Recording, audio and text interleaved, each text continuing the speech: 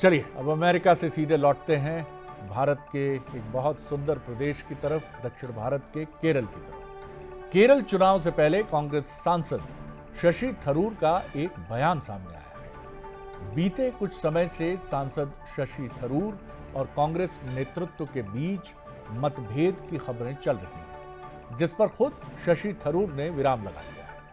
Kerala literature festival में उन्होंने इन तमाम बातों को सेट असाइड यानी दरकिनार करते हुए मीडिया के सामने अपना पक्ष भी रखा और ये भी कहा कि उन्होंने पार्लियामेंट में, उन्होंने संसद में कांग्रेस के किसी भी स्टैंड का विरोध नहीं किया।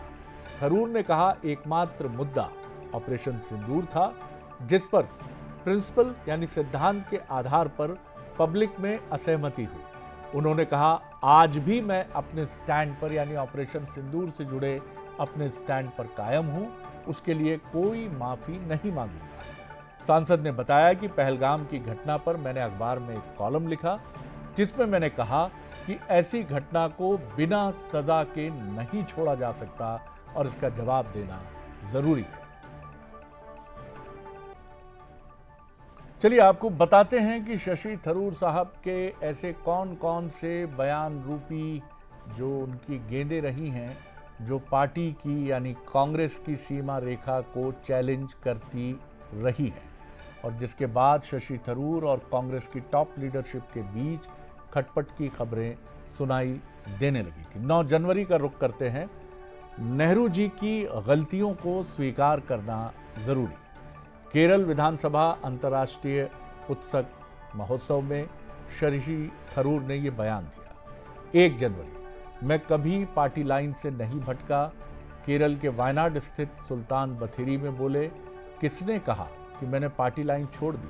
मैं कभी पार्टी लाइन से नहीं भटका। ये तो न भटकने वाला बयान है।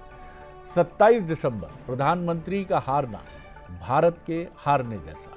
इस पर जरूर कांग्रेस को चैलेंज हो सकता है। विदेश नीति बीजेपी या कांग्रेस की नहीं, भारत की होती है।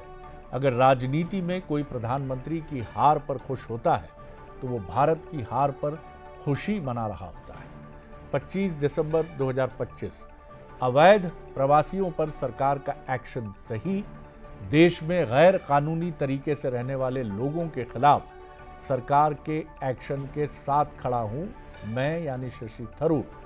4 नवंबर 2025 को एक लेख में कहा, भारत में राजनीति फैमिली बिजनेस बन गई है। जब तक राजनीति परिवारों के इर्द गिर्द घूमती रहेगी, तब तक लोकतांत्रिक सरकार का असली मतलब पूरा नहीं हो सकेगा। थरूर साहब, इस सादगी पे कौन न मर जाए खुदा। लड़ते हैं लेकिन हाथ में तलवार भी नहीं। परिवार के बिजनेस की बात कर रहे हैं, वो भी कांग्रेस में रह के, और कहते हैं कि मैंने कभी पार्टी लाइन का वायलेशन नहीं किया। कमाल है सर, हेड्स ऑफ।